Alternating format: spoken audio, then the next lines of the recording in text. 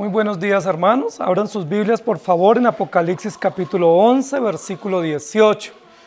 Estamos llegando ya a la parte final de este capítulo 11, correspondiente a la séptima trompeta y a la serie final de esta parte judicial que tiene que ver con los juicios sucesivos de Dios para las naciones, especialmente para los impíos. Y terminando este interludio que hemos visto de dos partes que tiene que ver con el testigo y los testigos y con el ángel y el librito puesto en pie. El versículo 18 dice: y se airaron las naciones, y tu ira ha venido, y el tiempo de juzgar a los muertos y de dar el galardón a tus siervos los profetas, a los santos y a los que temen tu nombre, a los pequeños y a los grandes, y de destruir a los que destruyen la tierra. El versículo que nosotros vamos a meditar en esta mañana está, por supuesto, conectado con los textos anteriores que hemos venido desarrollando con relación a la séptima trompeta y a la entronación. La séptima trompeta tiene que ver con la obra perfecta de Jesucristo de entronarse y culminar los eventos finales de la exaltación y la glorificación de Jesucristo. Nosotros vimos en todo este interludio que básicamente los eventos que se narran allí con relación a Jesucristo tienen que ver con la humillación y la exaltación. Y en el texto anterior vimos que tiene que ver con la entronación o con uno de los ceremonias de entronación después de Jesucristo glorificado y ascendido al cielo, que en esa ceremonia participaron los 24 ancianos y que es todo un escenario judicial que nos muestra el reino perfecto y absoluto de Jesucristo.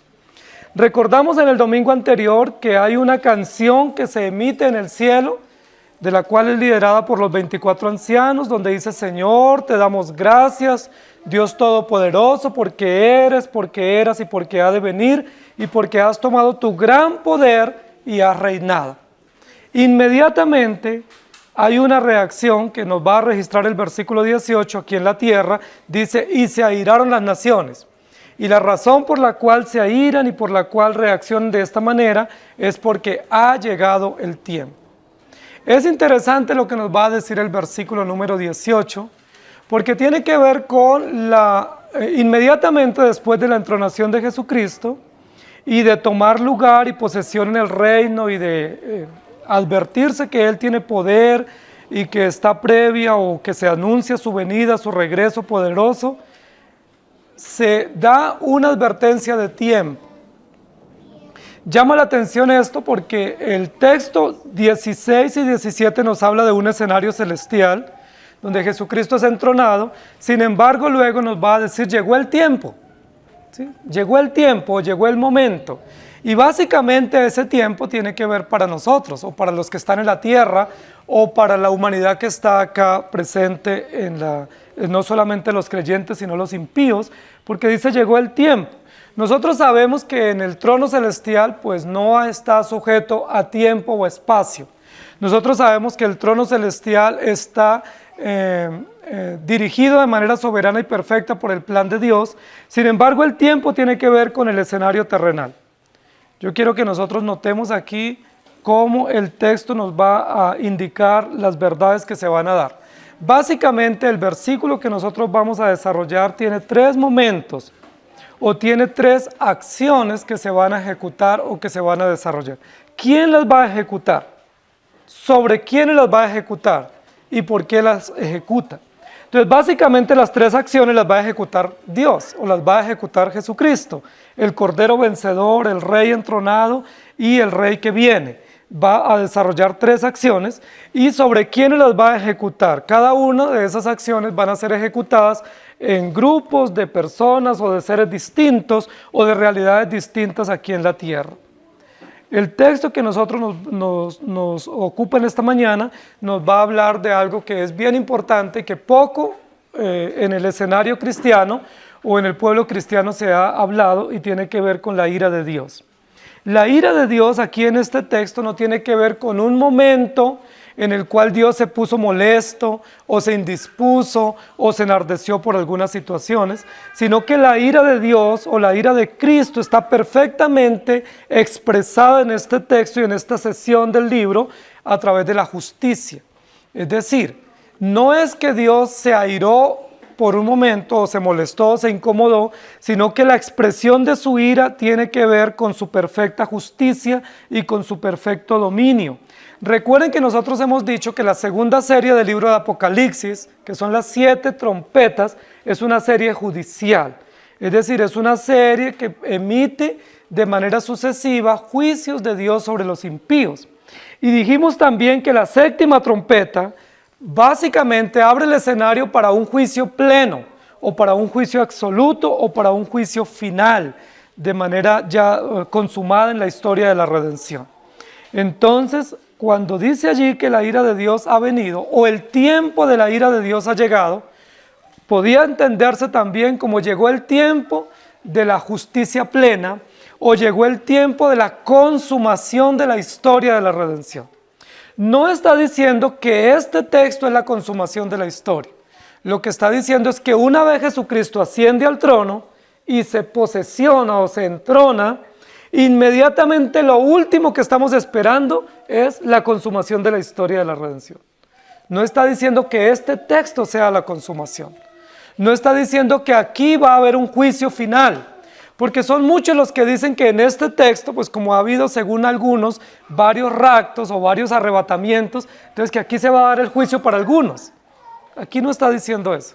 Lo que está diciendo es, esta primera serie comenzó de manera progresiva, mostrándonos que desde Génesis hasta Apocalipsis hay juicios sucesivos, pero estamos aguardando el juicio pleno y absoluto, que no se ha dado, que no se da en este texto, pero se advierte, se anticipa, se asegura y se garantiza por la posesión absoluta de Jesucristo después de su ascensión.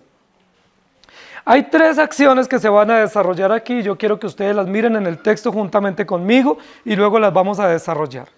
Dice, se airaron las naciones y tu ira ha venido, y el tiempo de juzgar, primera acción, a los muertos y de dar el galardón o galardonar o premiar a los siervos, los profetas, a los santos y a los que temen tu nombre, a los pequeños y a los grandes, y de destruir a los que destruyen la tierra.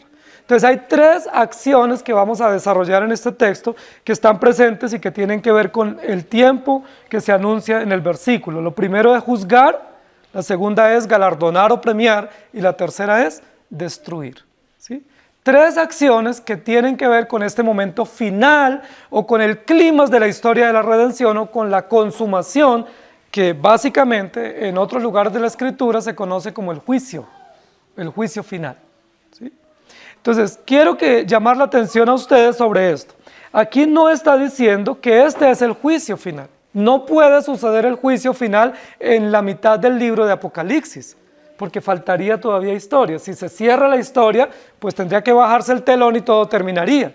El juicio final va a ser más adelante, pero aquí lo que nos hace es advertirnos que una vez Jesucristo ascendió y toma su lugar de reino y de dominio, y los ancianos celebran su bienvenida, pues básicamente solo esperamos un momento. Solo un evento esperamos, y es la venida del Señor, para establecer en el tiempo preciso y en el lugar y momento preciso el juicio final, que consiste en juicio, en premio y en destrucción, que son las 3 acciones que nos va a presentar aquí el texto. Ahora es importante la manera como nos presenta aquí estas 3 acciones.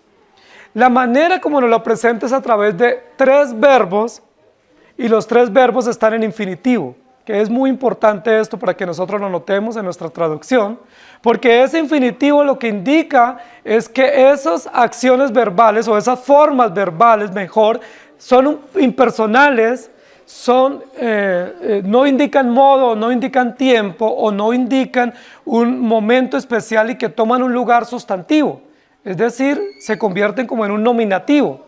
Es decir, son acciones verbales que se constituyen en la sustancia de la acción o del propósito que Dios va a ejecutar sobre estas personas. Es decir, no son simplemente acciones en infinitivo, sino que son formas de acciones que implican complementos o que modifican o que establecen un nombre o un sustantivo o la sustancia misma de lo que se va a desarrollar. Es decir, ¿cuál es la sustancia de lo que se va a hacer? El juicio de Dios, ¿cierto? El juicio de Dios sobre personas o sobre realidades o sobre seres que han venido delinquiendo o que han venido afrentando la obra de la redención de manera deliberada, pero que van a recibir su merecido, pero aquí no está sujeto a un momento o a un tiempo específico, pasado, presente o futuro, sino a un estado o a una condición. Es decir, el juicio de Dios es un juicio que, si bien es cierto, llega en un momento preciso o en el tiempo preciso, se desarrolla sobre todos los hombres y todas las etapas de la historia de la redención, de tal manera que advierte una condición propia del carácter de Dios. El juicio de Dios no es un momento para nosotros, pero en el carácter de Dios es un estado, es una condición, es una perfección, porque Dios es justo eternamente y para siempre. Su justicia permanece para siempre, no está condicionada por un momento o por una circunstancia. Llegó el tiempo, es básicamente lo que nos va a decir este texto. Ahora, yo quisiera llamar la atención sobre lo siguiente. Nosotros sabemos del juicio de Dios. Dios es justo. Su justicia y su juicio son permanentes, son absolutos y perfectos. La pregunta es, ¿por qué el versículo no comienza hablando del juicio de Dios? Que sería legítimo y pudiera hacerlo. ¿Por qué el versículo comienza hablando, usando como una frase de transición o una frase de razón o de argumento con relación a la condición de las naciones?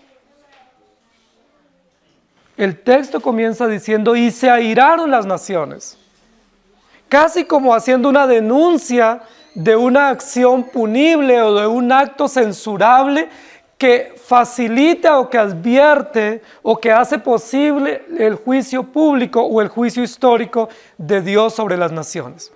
Si esa frase no estuviera, básicamente nosotros diríamos, la ira de Dios ha venido, y es legítimo, es verdad. Eso es absoluto, es una verdad del Evangelio.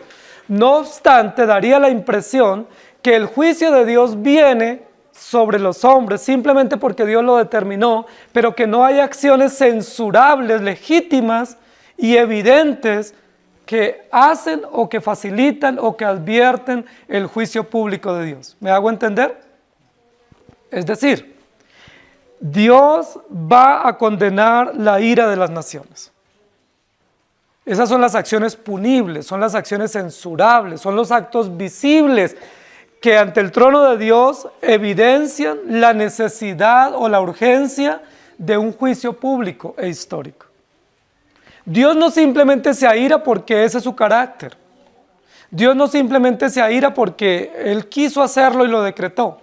Dios se aira porque, además de que ese es su carácter y esa es su esencia, las naciones le dan motivo. Es decir, hay razones evidentes en la historia de la humanidad que justifican y que facilitan y que evidencian un juicio público. Y aquí lo va a decir. Y se airaron las naciones. Ahora, lo que quisiéramos ver aquí en el texto es por qué dice que las naciones se airaron. ¿Cuál es la razón legítima? ¿Cuál es la razón de base por la cual las naciones o los gobiernos o los imperios se airan? ¿Y contra quién se airan? Claramente el texto lo que está diciendo es, cuando se presencia todos los eventos de la humillación y la exaltación de Cristo, hay una reacción natural de las naciones o de los gobiernos o de los imperios o de las civilizaciones, y es airarse. Y yo les pregunto, ¿hay razón para que las naciones se airen simplemente porque Jesucristo cumple los eventos de la redención? ¿Hay una razón que justifique la ira de las naciones? Es decir, que se enardezcan, que se ensoberbezcan y que se rebelen contra Dios. ¿Hay una razón? ¿Cuáles son los hechos anteriores que despiertan o que desarrollan la ira de las naciones? Pues diríamos un testigo que desciende del cielo, un libro del pacto, unos actos demenciales de los enemigos del pacto que matan a estos testigos, luego se burlan de ellos, luego ellos resucitan, ascienden, son recibidos en el cielo y las naciones se airan. Es decir, no tiene sentido que se airen.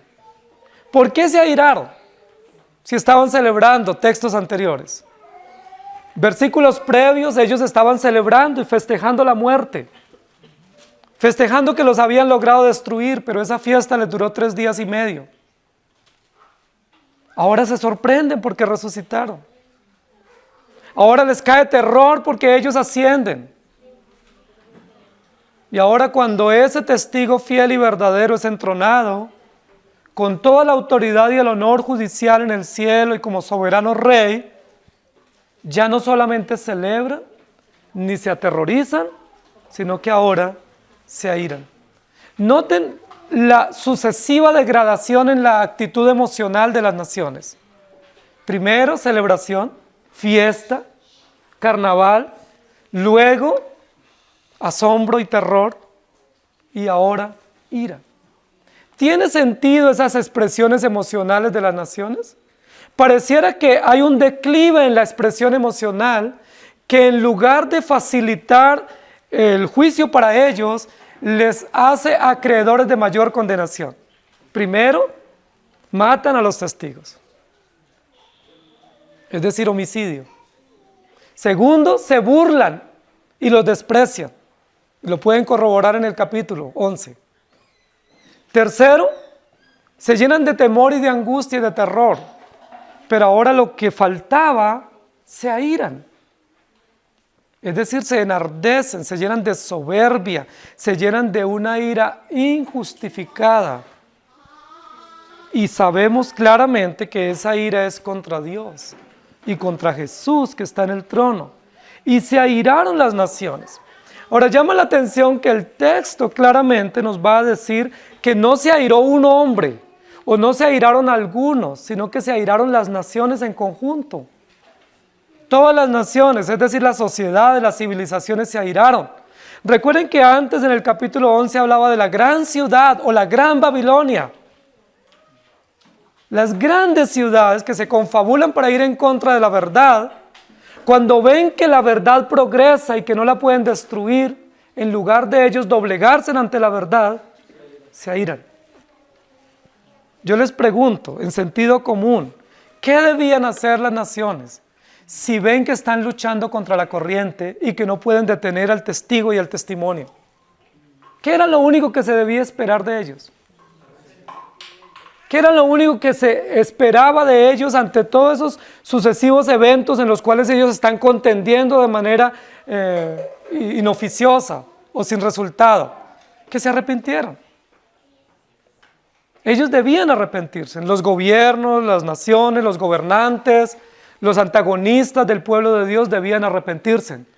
Pero en lugar de arrepentirse, se burlan. Luego, se llenan de terror.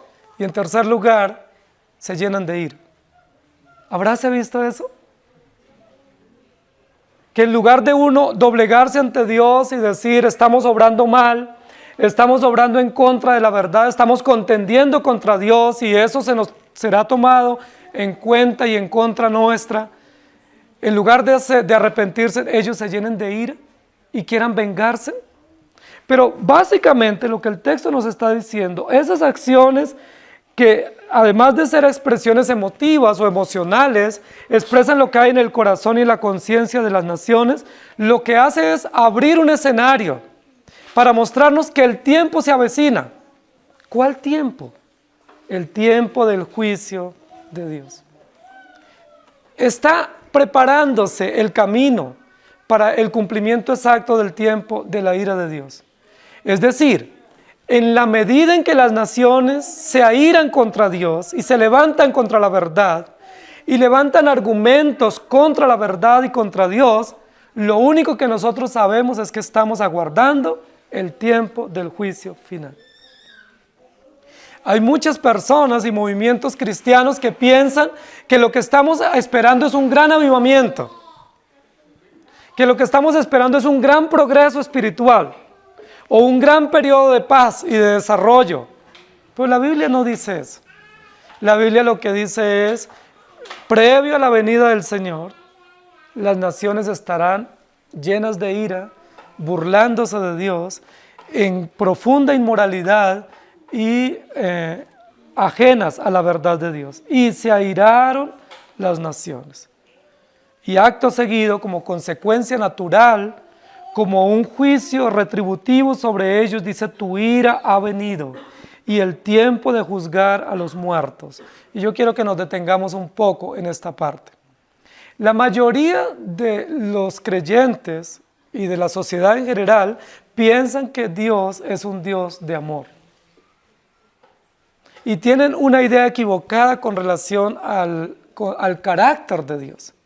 En la mayoría de los movimientos religiosos se dice Dios es puro amor. Él es tan bondadoso, tan compasivo, tan condescendiente, que Él pasará por alto todas nuestras acciones. Él conoce nuestras debilidades, Él conoce nuestras luchas y Él sencillamente nos va a pasar por alto todo. Y casi que la figura que dan es como la de un padre complaciente, como de un padre alcahueta, como un padre que pasa por alto todo y que no se conecta con las acciones y con las actitudes rebeldes y nocivas de sus hijos. Básicamente lo que se dice es, haga lo que usted haga, Dios le va a pasar por alto. ¿Por qué? Porque Él es bueno, porque Él es amoroso, porque Él es querido, porque Él es condescendiente. Yo les pregunto, ¿dice eso la Escritura? ¿Lo presenta así en este versículo? Este versículo está diciéndonos una y otra vez que Dios es justo y que Él subió al cielo no solamente para perdonar pecados de sus hijos y para pasar por alto, entre comillas, sino para juzgar todas las acciones de los hombres, sea de su pueblo o sea de los enemigos de su pueblo. Y que Dios es justo y que está sentado en el trono y como dice en el texto anterior, ha de venir. ¿Ha de venir a qué? A juzgar. Lo primero que nos dice el texto es que la ira de Dios ha venido. Algunos dicen es que Dios solamente se aira por episodios o por periodos, pero la ira de Él no es una ira constante. La Biblia dice que su ira es constante, porque es un aspecto de su carácter, es una condición propia de su esencia. Y tu ira ha venido y el tiempo de juzgar a los muertos. Hermanos queridos, ¿qué es lo que está diciendo el texto aquí? Lo primero que va a decir el texto es que Dios se sentó en el trono y solo espera el momento de que se rebose la copa plenamente entre todos los hombres que nacerán sobre la tierra para Él venir a juzgar. ¿A juzgar a quiénes? Lo primero que va a decir es va a juzgar a los enemigos del reino o a los impíos o a los incrédulos o a los que despreciaron la verdad porque el tiempo de juzgarlos ha venido.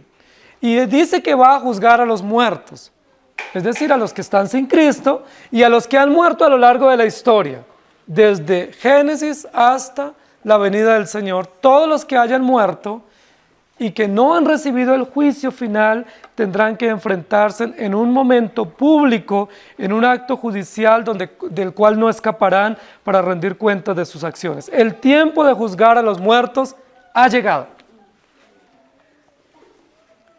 No esperaríamos que las naciones estén airadas frente a ese momento. Esperaríamos que los gobiernos se dobleguen. ¿Sí? Esperaríamos que ellos se estremezcan ante esa realidad de la venida del Señor.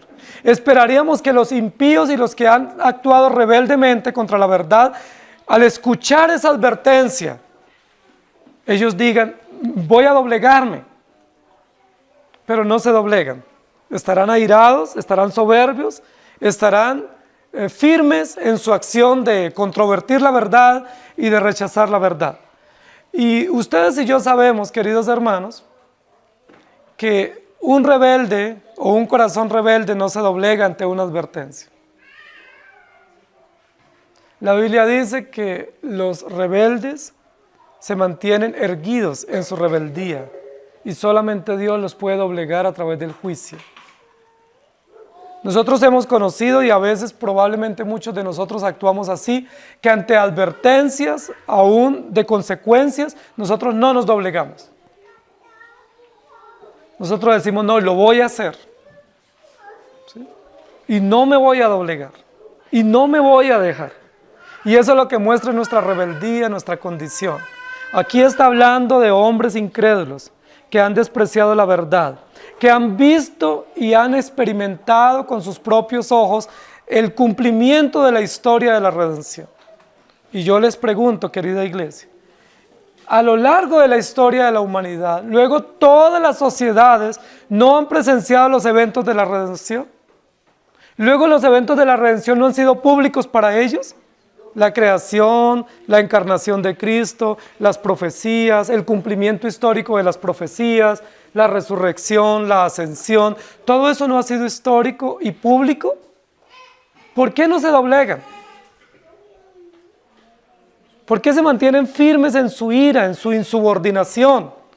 Bueno, la Biblia dice que ellos fueron creados para ese día y que ellos fueron entregados a sus propios delirios y a sus pasiones vergonzosas, de tal manera que no se dobleguen ante Dios. Por eso la Biblia dice, y tu ira ha venido, y el tiempo de juzgar a los muertos. Esta verdad del juicio de Dios sobre los incrédulos tiene varios propósitos. Hay un primer propósito, y es mostrar que Dios es justo. Dios es justo. Nadie que se levante contra Él, en el cielo o en la tierra, quedará inmune o quedará impune ante la justicia de nuestro Dios. Es decir, la justicia viene sobre ellos. Ese versículo nos muestra que Dios es justo. ¿Cuántos años han pasado de la historia? Llevamos un poco más de 6.000 años de historia de la humanidad. Y Dios no ha pasado por alto que todos los que han muerto sin Cristo tendrán que ser juzgados y comparecerán ante el tribunal. Todas esas acciones están allí guardadas. Todas esas obras tendrán que ser expuestas y todas estas vidas o estos hombres y sociedades enteras tendrán que ser juzgados. Eso es importante, el juicio de Dios. Dios es justo. ¿Qué más advierte? Que todos los hombres que deliberadamente han pecado y no se han arrepentido tendrán que comparecer ante el tribunal de Cristo. Es probable que ellos actúen con burla, es probable que ellos actúen con desidia, actúen con empeño en su acción pecaminosa, pero un día, no muy tarde, tendrán que enfrentarse a la justicia de Dios. Ellos tienen que enfrentarse, no porque nosotros lo deseemos, no porque ellos lo quieran, sencillamente porque Dios lo ha establecido. Y aquí nos dice, la posesión de Jesucristo después de la ascensión asegura o garantiza o evidencia que solo falta el juicio final y ellos tendrán que comparecer. Pero ¿qué más propósito tiene el juicio de Dios sobre los incrédulos? Pues tiene un propósito interesante para los creyentes. Ese propósito es darnos esperanza y darnos una advertencia. Nosotros a veces, como dice en el quinto sello, pensamos que Dios es injusto. Y en muchos lugares de la Biblia se cree y algunos creyentes consideraron que Dios era injusto. Y a veces nos preguntamos, ¿por qué los impíos progresan? ¿Por qué el mal avanza y como si nada? ¿Por qué Dios, si tiene poder, no destruye el mal y a los malos? Y permite que avancen movimientos, ideologías, sistemas de maldad. ¿Por qué? ¿Dios está dormido? ¿Está quieto? ¿Está pasivo? ¿Nos abandonó y nos dejó así libres para que nosotros suframos y afrontamos tanto dolor y adversidad? ¿Hasta cuándo, Señor? ¿Hasta cuándo? Pero este texto lo que nos dice es, ya está garantizado el tiempo y el momento. Dios va a juzgar a todos los impíos, aun si han muerto, es decir, a todos los muertos. ¿No es eso esperanzador para los creyentes? ¿No es eso un motivo de gozo para los creyentes, no por la venganza contra los incrédulos, sino de saber que Dios es justo y que defiende a su pueblo? ¿No nos invade a nosotros un placer nocivo o perverso de venganza? A la iglesia la invade la seguridad de que Dios defiende a sus hijos, de que en cualquier circunstancia o momento histórico Dios está con su pueblo. El hecho de que Dios venga a juzgar a los incrédulos es un motivo de esperanza para los creyentes. Señor, ¿hasta cuándo? Va a llegar el momento. Ya está seguro ese momento. Ya están los cargos contra los incrédulos. Ya el juez está listo y ya el momento está determinado cuando la ira se derrame de manera plena y absoluta sobre los incrédulos para juzgarlos por todas sus obras muertas contra la verdad. Llegó el tiempo del juicio. Dios va a juzgar ¿a quiénes? ¿A unos pocos? A todas las naciones, incluidos sus sistemas políticos, incluidos sus sistemas de gobierno, incluidos sus sistemas de milicia, sus sistemas económicos, todos los sistemas que están contra la verdad tendrán que enfrentarse al juicio de Dios. Aquí habla de las naciones, no habla de personas o individuos, sino de sociedades enteras que caminan en pos de la perversión y que hacen parte de las grandes ciudades que se levantan contra la verdad. El tiempo de juzgar ha llegado. Muestra el carácter del Dios justo y del juez justo. Muestra la recompensa real y justa que merecen las acciones de los injustos, pero muestra la esperanza que tenemos los creyentes de que estamos siendo protegidos aún en medio de y a pesar de. Lo segundo que el texto nos va a decir, además de la retribución justa contra los incrédulos, es que el tiempo ha llegado de dar el galardón a tus siervos los profetas, a los santos y a los que temen tu nombre, a los pequeños y a los grandes. Y de dar el galardón a tus siervos los profetas. Pareciera que toma un giro el texto para hablarnos de motivos de gracia o de bondad o de condescendencia. Si fuese así, estaríamos diciendo que se mezcla aquí en este versículo la justicia con la gracia o la misericordia. Es decir, que la justicia es para los incrédulos y la gracia para los creyentes. Muchos dicen eso. ¿Puede ser eso cierto? Si eso fuese cierto, estaríamos desdibujando el carácter de Dios y diciendo que Dios atribuye o aplica justicia para unos y gracia para otros, de tal manera que nosotros no seríamos objeto de la justicia de Dios, sino exclusivamente de la gracia. Y eso es un error tácito. Porque nosotros somos beneficiarios de la gracia de Dios, pero también somos objeto de la justicia plena y absoluta de nuestro Dios. Y de la ira de Dios también. De la ira correctiva, restaurativa y de toda la justicia que viene para nosotros y contra nosotros, pero que es recibida o que es asumida o que es propiciada a través de la obra de Jesucristo en el Calvario. La propiciación es la forma como nosotros podemos entender la ira que venía contra nosotros, legítima y justa, pero que Jesucristo fue propicio, es decir, tomó nuestro lugar de tal manera que la salvación nuestra, por gracia, es una salvación justa. Justa no por merecimiento, sino justa porque el juez justo la ganó y la aseguró de manera justa, no de manera impune. No fue un indulto el que nosotros tuvimos. No fuimos indultados, no, fuimos perdonados justamente porque Jesucristo tomó nuestro lugar. Eso es importante, porque en muchos contextos se dice que nosotros fuimos indultados, es decir, que teníamos cargos legítimos, obras legítimas de justicia y de juicio, pero que Dios las pasó por alto, de tal manera que esas obras o esas acciones no fueron pagadas o no fueron saldadas. Si así fue, simplemente se pasó por alto o se saldó la cuenta, eso no es justo. Lo justo es que esas obras nuestras que eran contrarias se paguen y fueron pagadas. Nosotros no las pagamos porque no teníamos condición, pero Dios las pagó a través de Cristo Jesús en la cruz. Él fue la propiciación o es la propiciación por nuestros pecados.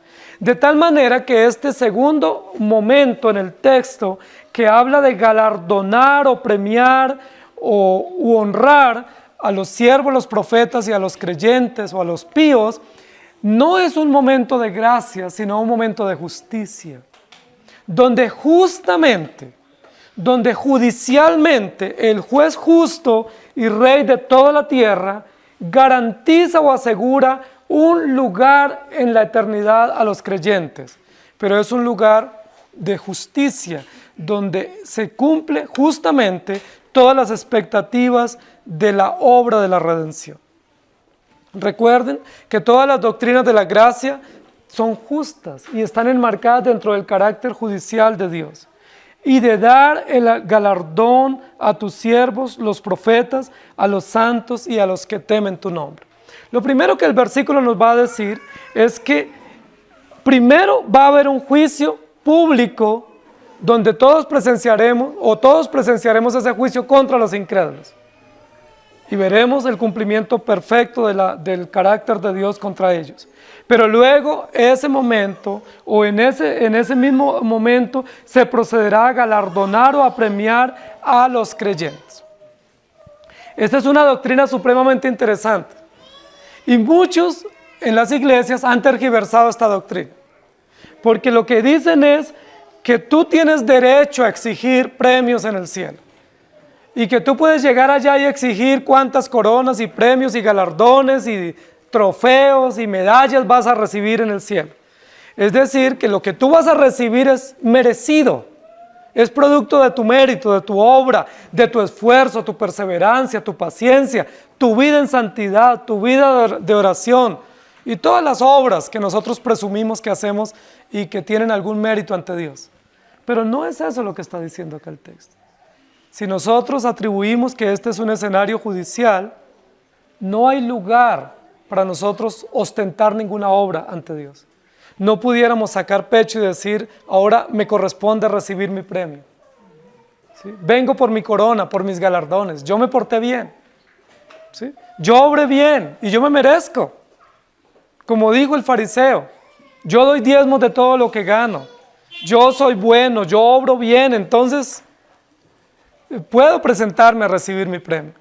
Aquí no está hablando de un contexto de utilidad o de beneficio o de mérito.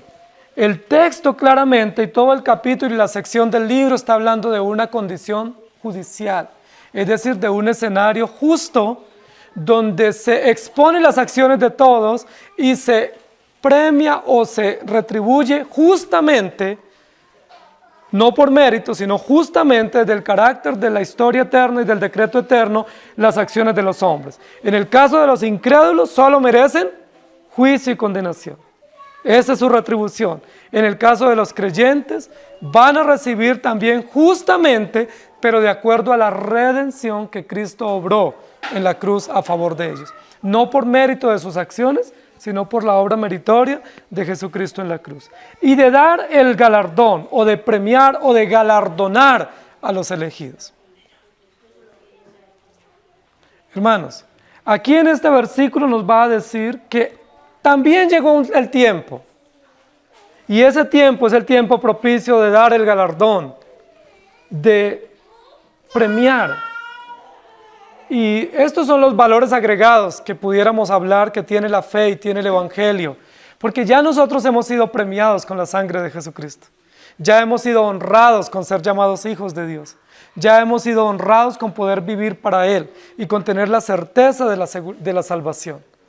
Pero como si fuera poco, dice la Biblia, habrá un momento en un escenario judicial donde el trono se abre y donde el juez justo y soberano va a dar a cada uno su merecido. Pero cuando dice aquí dar el galardón, la pregunta es, ¿qué galardón puede ganar usted y puedo ganar yo? El galardón se le da a aquel que ha triunfado, o que ha vencido, o que ha hecho un mérito propio para recibir u ostentar un premio. La pregunta es, ¿tú tienes algún mérito? ¿Puedes lograr algo ante el trono de Dios? Entonces, ese galardón, ¿de quién es y para quién es y por qué? Nosotros hemos venido estudiando en el libro de Apocalipsis que todo el hilo conductor del propósito del libro y del mensaje es Jesucristo, Cordero vencedor. Es decir, ¿quién es el único que ha vencido y vencerá eternamente? Entonces, ¿quién es el único que ha hecho méritos suficientes, justos, legítimos, históricos y legales para triunfar y para recibir honra y honor? Jesucristo. Nosotros no. Nosotros somos beneficiarios por gracia. de las acciones judiciales de Cristo a favor de su pueblo. De tal manera que cuando se da el galardón, se honra la consumación de la historia de la redención a favor de los elegidos, pero se reconoce claramente que ese galardón o ese mérito no es nuestro. Y esa es una de las verdades que debemos tener claras en nuestro corazón.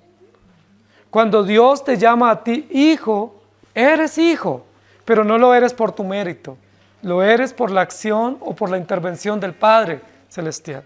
Cuando Dios te llama a ti justo y santo, y lo eres realmente por el Evangelio y por la obra aplicada de la redención, no lo eres por ti mismo, sino por la obra o por la intervención del juez justo y soberano.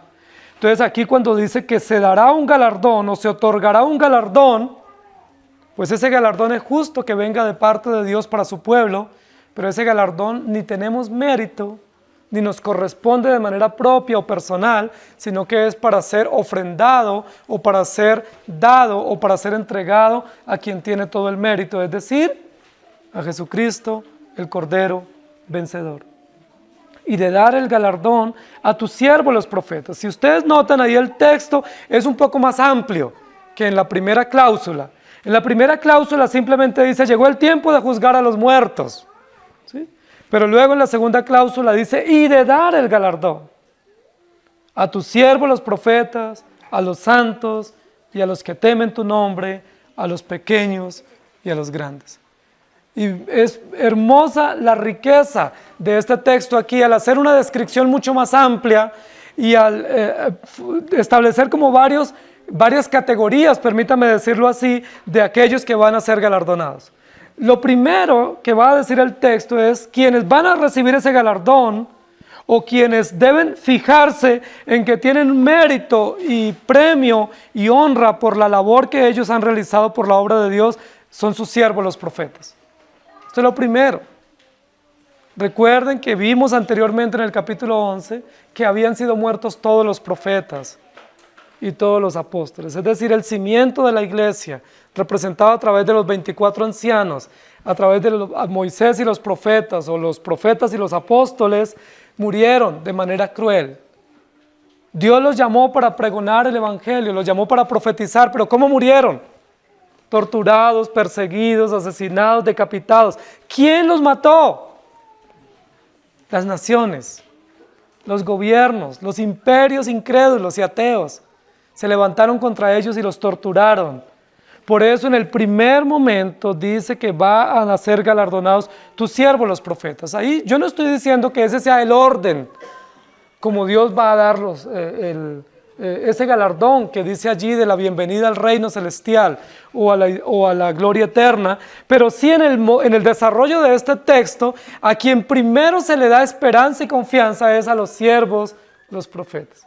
¿Por qué es importante que los creyentes y Juan mismo, que está presenciando la visión, encuentren en este texto esperanza para aquellos que profetizan o aquellos que fueron puestos para predicar o para servir en la obra de Dios? Porque fueron los primeros que dieron su vida, porque fueron los primeros que tuvieron que afrontar los rigores de la tortura o de la hostilidad como pregoneros o como heraldos del reino de la redención. A ellos que primero tuvieron que presenciar, es a los primeros que se les da la esperanza. Dios justamente les va a dar un galardón. Pero no es el galardón del sufrimiento, no es una apología al sufrimiento, no es un premio al sufrimiento. Es una honra porque Dios los llamó para ser siervos y Dios los sostuvo hasta el final. Y esto es un motivo de muchísimo gozo y esperanza para todos nosotros como creyentes, pero de manera especial para aquellos a quienes Dios ha llamado a predicar. Porque muchas veces a los que Dios llama, en algún momento del camino ellos piensan desertar. Elías lo pensó, Moisés también, Jeremías también, muchos de los siervos de Dios, los profetas, dijeron, no vale la pena predicar más, no tiene sentido. Parece que el mal progresa y triunfa. ¿Qué sentido tiene?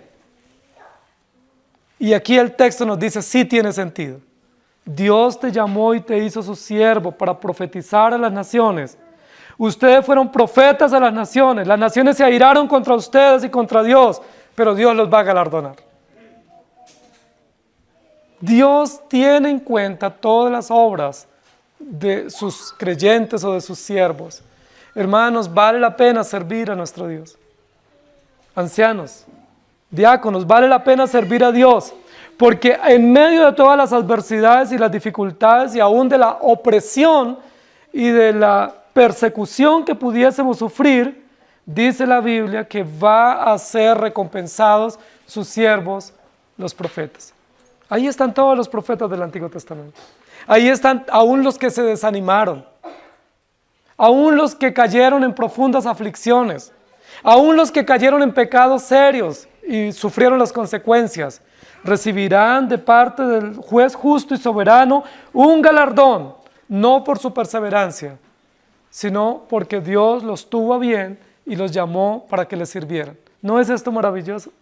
Juan estaba en un estado emocional deplorable, desanimado, angustiado, envejecido, abandonado en una isla. Pero Dios le dice a través de este texto que llega el momento, no es hoy, pero ya está determinado, donde Él va a galardonar a sus siervos, los profetas. En segundo lugar, dice también va a galardonar a los santos. ¿Quiénes son los santos? Todos los elegidos de todos los tiempos que Dios ha santificado por su obra en la cruz. Todos aquellos que alcanzaron justicia, no por su mérito, sino por la intervención de Cristo, justamente cargada en la cruz, ellos también serán galardonados. A los santos, es decir, a los creyentes. Hermanos, miren qué interesante. Recuerden que en un texto anterior vimos que primero se mide a los que predican y luego a los que adoran. Aquí también se honra a los que predican y se honra a los que adoran, a los que sirven, a los que siguen, a los que son miembros del cuerpo de Cristo, a todos los santos, a todos los creyentes, a todos aquellos que también han afrontado en carne propia la hostilidad de los sistemas antagónicos a la verdad. A todos los creyentes que han tenido que luchar también para mantener viva la fe y a los que han tenido que sufrir por causa del reino de Dios. Todos ellos que recibirán en el juicio un galardón, no por su mérito, sino porque Dios los llamó para ser sus hijos y Dios les va a premiar allá. Y ese premio es un medio también de adoración para nuestro Señor. A los santos, a los creyentes y a los que temen tu nombre, es decir, a los que reverencian tu nombre, a los que respetan tu nombre, a los que no tienen temor de proclamar que son hijos de Dios, a los que no les da miedo y no se acobardan ante los sistemas de este mundo, sino que se levantan y advierten y denuncian que ellos son hijos de Dios sin ningún temor. Toda la realidad de los capítulos de Apocalipsis y de la sociedad en la que nosotros vivimos es una realidad atemorizante. Es una realidad de mucho temor y terror. Pero aquellos que tienen la verdad de Dios no tienen temor. En sí mismos lo tienen, porque son humanos y son cobardes, somos cobardes. Pero por la verdad que nos domina, por el evangelio que nos ha transformado y por la gracia de Dios que ha sido puesta a favor nuestro, nosotros no tenemos temor. La Biblia dice que no hay temor para aquel que está en esperanza y que no hay ninguna condenación. Y a los que temen tu nombre. Hermanos queridos, recuerden que lo hemos dicho en varias oportunidades en el libro de Apocalipsis, que en ese momento los emperadores especialmente generaban gran temor en sus súbditos o en sus seguidores o en el pueblo. Y el pueblo en sí tenía temor, porque tenían que doblegarse ante el nombre del emperador. Pero aquí lo que nos está diciendo claramente es que los creyentes o los salvos, entre ellos profetas y creyentes, no tienen temor del hombre, sino que únicamente le tienen temor a Dios. No se doblegan ante ninguna imagen, como el caso de Daniel. No se doblegan ante ningún sistema, no por soberbios, sino por respeto y por temor al único nombre, que es el nombre de Jesucristo, a los que temen tu nombre. No sé si ustedes recuerdan que en Génesis, en el episodio de la Torre de Babel, esta sociedad confusa, similar a la nuestra, dijeron, vamos a hacernos un nombre, y se hicieron un nombre. Y ese nombre es confusión, perversión. Pero aquí dice, hay un pueblo que se mantiene firme y que teme, que respeta el único y verdadero nombre, que es el nombre de Jesucristo. Ellos serán galardonados. Recibirán el galardón de poder haber sido guardados por Dios, de que la palabra de Dios y el Espíritu Santo haya perseverado en ellos hasta el final, de tal manera que hayan respetado y honrado hasta el último día de sus vidas el nombre del Señor Jesucristo. Dar el galardón a tus siervos los profetas, a los santos, a los que temen tu nombre, a los pequeños y a los grandes. Y esta expresión final en esta sección del versículo es muy interesante, porque ya no está hablando de categorías, pues, de profetas, de santos, de temerosos o valerosos. Ahora habla en otro tipo de categoría el texto para hablar de grandes y pequeños. Pero primero dice pequeños y luego grandes. Hay un orden interesante acá en el texto. Y yo quiero llamar la atención sobre esto, porque es posible que en el pueblo de Dios algunos se crean grandes y otros se crean pequeños. Y también es cierto que en el pueblo de Dios hay pequeños que posiblemente pasan desapercibidos para el desarrollo natural de una iglesia o para el desarrollo natural de la historia. Hay pequeños que son casi insignificantes o que son invisibles. Para nosotros son invisibles muchos. Es probable que yo sea uno de esos invisibles. Es probable que tú también seas de esos invisibles, tan insignificantes, tan pequeños, que no cuentan para nada. Que posiblemente no cuentan ni para la iglesia, pero tampoco cuentan para la sociedad. Es probable que usted piense que es tan pequeño que pasa inadvertido o desapercibido. Y para nosotros puede pasar así, pero no para Dios. Para Dios, sea pequeño o sea grande, recibirá el mismo galardón por el mismo juez, de la misma mano y en el mismo acto público judicial. Creo que aquí habla de esas categorías que a veces nosotros establecemos entre los que más saben y los que menos saben, entre los que más hacen y los que no hacen. Pero hermanos, en el pueblo de Dios todos somos útiles y todos obramos. Así seamos lo más insignificante, dice la Biblia, Dios puso en el cuerpo a cada uno o a cada miembro como Él quiso. Y el libro de Romanos y Corintios también dice, hay partes del cuerpo que nosotros honramos más y privilegiamos más y pensamos que son más importantes. Y hay partes de nuestro cuerpo que ni siquiera las conocemos o las reconocemos, pero son parte integral del cuerpo. Y por ser parte integral del cuerpo, justamente recibirán el mismo galardón. ¿No es eso maravilloso? Porque a nosotros nos han dicho que los que son grandes predicadores tienen un lugar especial como en platea, ¿sí? VIP, y que los que no son grandes predicadores simplemente son creyentes comunes, como que están en un lugar abandonado o en la periferia en el reino celestial. Pero no es eso lo que dice la Biblia. Aquí no está hablando de categorías en el cielo, sino de cómo todas las personas serán, o todos los creyentes recibirán el mismo galardón en ese mismo momento público cuando llegue el tiempo. Y a los pequeños y a los grandes. Esto es muy ofensivo para los grandes. Que los pequeños también reciban premio. No es justo, diría. No es justo que el pequeño o el insignificante o el que no cuenta o el que no se ve reciba el mismo premio que el grande. ¿Recuerdan la parábola de los obreros? Unos trabajaron 12 horas y otros 11 y otros 10 y hubo unos que trabajaron solo 1 hora. Y cuando fueron al momento del premio, ¿recuerdan cómo recibieron el premio? El mismo premio. No es justo eso.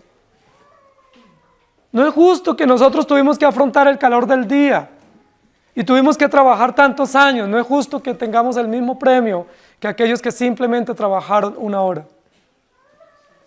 La justicia de Dios no es proporcional. En este sentido, no es una justicia retributiva. La justicia retributiva es para los incrédulos, de acuerdo a sus obras, pero la justicia para los creyentes no es retributiva, sino que es una justicia restaurativa, plena y absoluta, de acuerdo a la obra perfecta de Jesucristo. No es de acuerdo a lo que nosotros hayamos hecho. Por eso serán galardonados los pequeños igual que los grandes. Ahora, creo que también pudiéramos hacer aquí una alusión en esta parte del texto a la verdad que nosotros comprendemos y creemos con relación al tema del pacto y a nuestros hijos. Porque muchas veces nuestros hijos son nuestros pequeños o nuestros insignificantes, o pareciera que son como un apéndice en la familia o un apéndice en la iglesia. Nosotros hemos entendido por la doctrina del pacto y por todo el evangelio que nuestros hijos no son un apéndice, sino que son verdaderos miembros de la iglesia, verdaderos creyentes, puestos en la iglesia con la misma responsabilidad que tenemos los adultos de vivir para Dios, y que ellos no llegarán a ser, sino que son parte del pueblo visible con todas las bendiciones temporales y muy probablemente las bendiciones eternas. A los pequeños y a los grandes. Nosotros creemos, padres, que nuestros hijos son parte de la iglesia. Y por ser parte de la iglesia, también testificamos que son parte del pueblo de Dios. Que Dios no nos los dio como pequeños demonios. Tampoco son angelitos, ¿no? Nos los dio como miembros del pacto para que nosotros los instruyamos, para que nosotros les demos ejemplo y para que los discipulemos a pequeños y a grandes. ¿Cuánto quisiera que hubieran más pequeños en la iglesia? Porque ellos reciben el mismo premio que reciben los adultos. Porque ellos reciben la misma gracia otorgada por Cristo Jesús. Los pequeños y los grandes. Es probable que a usted le ofendan los pequeños. A Dios no le ofenden. Es probable que nos incomoden mucho. Pero Dios dice, en ese momento justo del tiempo del juicio, habrá galardón no solo para los siervos, para los santos, los que entregan su vida en martirio, sino también para los pequeños. Para aquellos que nosotros a veces no cuentan, pero que para Dios cuentan y que Dios dispuso para el reino de los cielos. Por eso, hermanos queridos, tenemos una gran responsabilidad. La responsabilidad es ver la iglesia como Dios la ve. En ese sentido tenemos que vernos todos, desde el menor hasta el mayor, como beneficiados de la gracia inmerecida de nuestro Señor. Pero también debemos trabajar abnegadamente para que Dios ensanche la iglesia. Y una forma de ensanchar la iglesia es que lleguen más pequeños a la congregación. Esa es una tarea. Y yo he estado hablando con aquellos hermanos que tienen esa responsabilidad directa de hacerlo. Y deben hacerlo. Y no hacerlo es un pecado. No hacerlo es un acto de profunda rebeldía, porque Dios nos llamó a engrandecer su obra, sabiendo que ese es el perfecto plan de Dios para ensanchar su obra y sabiendo que nuestros hijos tienen promesa eterna, no solo de salvación, sino eterna de gloria. ¿No es maravilloso? A los pequeños y a los grandes. Y luego el texto cierra, y de destruir a los que destruyen la tierra.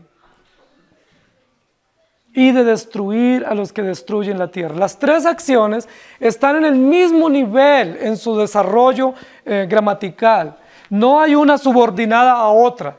No hay una acción mayor que otra. No es que juzgar a los impíos sea superior al galardón de los creyentes e inferior destruir, o viceversa.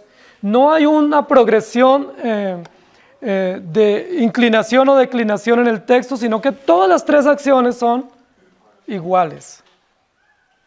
Y hacen parte del propósito final de la consumación judicial de la historia de la redención. Juicio contra los incrédulos, galardón y honra y bienvenida a los creyentes por la gracia justa de Cristo y destrucción a los que destruyen la tierra.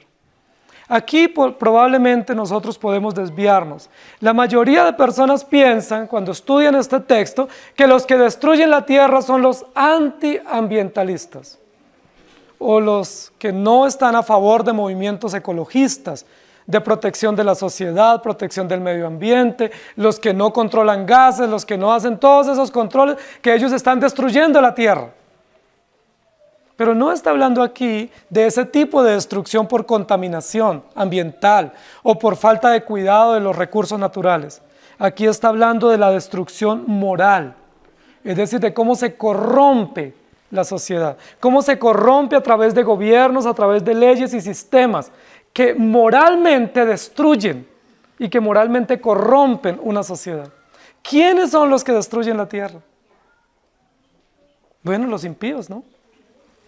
O los gobiernos, o el sistema judicial que establece leyes inmorales, diríamos nosotros, o los sistemas de gobierno adversos al sistema teocrático. Pero queridos hermanos, claramente el texto está hablando del juicio final, y en el juicio final no pudiéramos decir que hay una dosis inicial para los incrédulos, juzgarlos y luego destruirlos. Es decir, como que reciben una dosis doble. No pudiera ser así, primero. Y segundo, la Biblia, como está cerrando este momento de juicio, no puede pasar por alto a los que de manera constante han sido adversarios de Dios y adversarios del pueblo de Dios y que han venido para hurtar, matar y destruir. La Biblia nos habla claramente de 3 enemigos que están al acecho todo el tiempo: Satanás, el pecado y la muerte. La Biblia dice que son 3 enemigos que acechan al pueblo de Dios y también están contra el plan de la redención desde el comienzo de la historia. Desde el comienzo de la historia, cuando se abre el paréntesis o se abre el telón para iniciar este relato hermoso y real, nos dice que hay enemigos. Se presenta Satanás, simbolizado en el capítulo 3. Se presenta la muerte como consecuencia natural del pecado. Y se presenta el pecado o la transgresión de la ley como una acción deliberada y constante que operará en todos los sistemas a lo largo de la historia de la redención. Satanás, el pecado y la muerte son los enemigos. Esos enemigos ya fueron derrotados. ¿Cuándo fueron derrotados? Nos lo relata en el capítulo 11. Fueron derrotados a través de la muerte y la resurrección de Jesucristo. Satanás, ¿cuándo fue vencido? En la muerte de Cristo. Fue exhibido públicamente. ¿Cuándo el pecado fue vencido también? En la cruz. ¿Y cuándo la muerte fue vencida? En la resurrección fue vencida.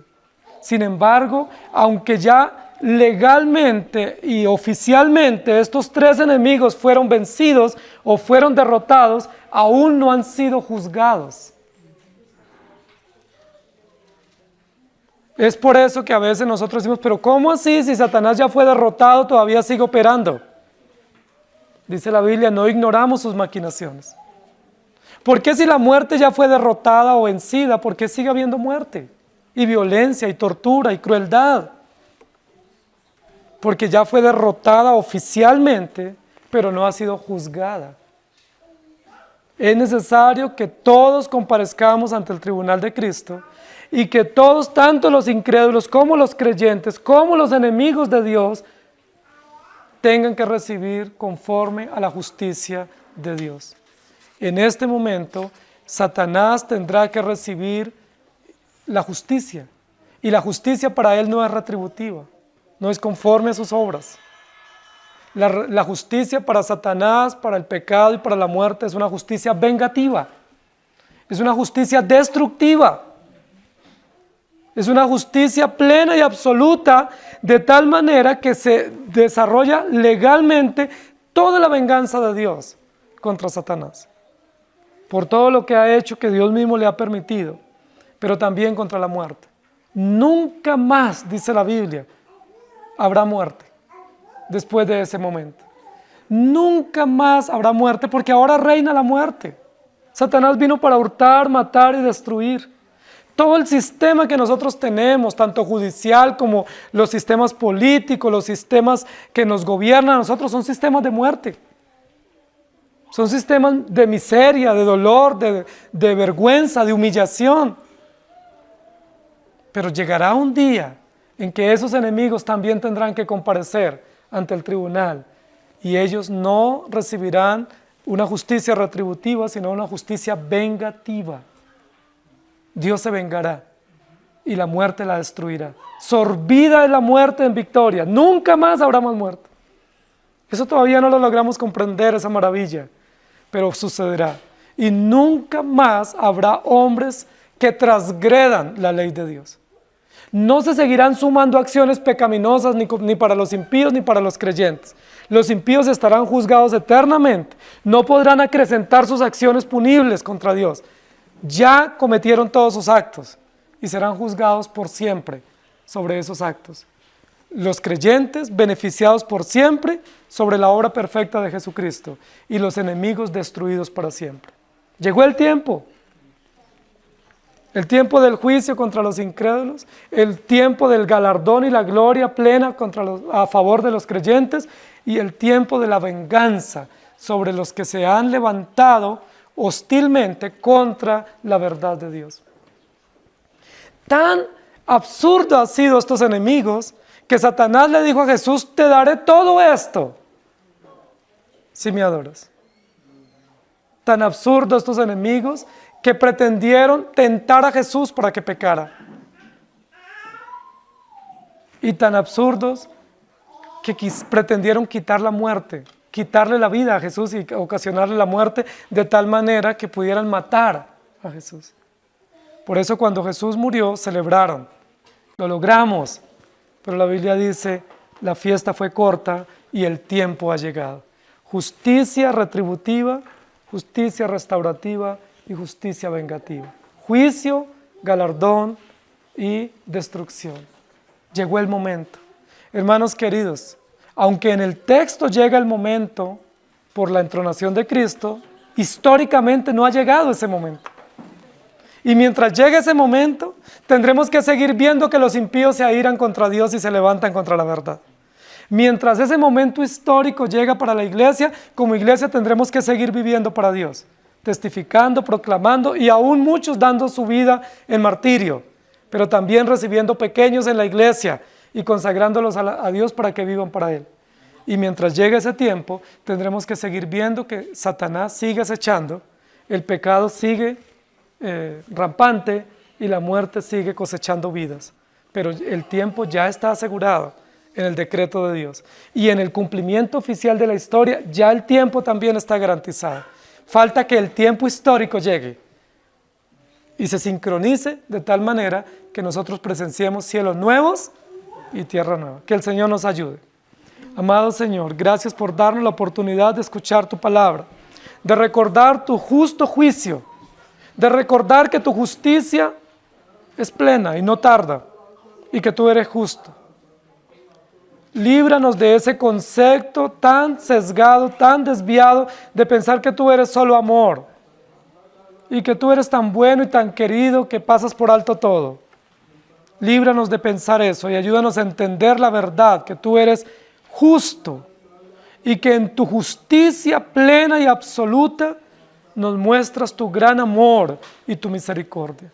Que todas tus acciones de justicia están bañadas de amor y bondad para tu pueblo, de tal manera que nosotros disfrutamos de tu justicia en amor, disfrutamos de tu justicia en bondad y en misericordia, no como una justicia contra nosotros, sino favorable a través de la obra perfecta de Jesucristo. Gracias te damos. Gracias por los siervos, los profetas, los que dan su vida por el Evangelio, pero gracias también por aquellos pequeños, por nuestros hijos. Gracias también por aquellos pequeños que pasan desapercibidos, pero que para ti no pasan así. Gracias, Señor, porque si aquí nunca nadie nos honra con un honor o con un premio o con un galardón, pues no es necesario, porque tenemos un galardón asegurado, que no es meritorio nuestro, sino obra de tu sacrificio en la cruz. Si aquí nadie nos diese un reconocimiento, si aquí nadie nos diese un honor o un premio o un título, pues eso no tiene ningún sentido, porque nosotros aguardamos una patria mejor. Nosotros caminamos, como dice tu palabra, puesto los ojos en Jesús, como viendo al invisible, aguardando el tiempo preciso y el momento oportuno y justo, donde los libros serán abiertos y tú, por infinita justicia y por gracia inmerecida, nos darás un galardón. Bienvenido a la gloria celestial. Ayúdanos a guardar ese momento con esperanza. Ayúdanos a estar expectantes. Y mientras estamos expectantes, que tú nos encuentres haciendo el bien y obrando para ti. En el nombre del Señor Jesús. Amén. El Señor les bendiga.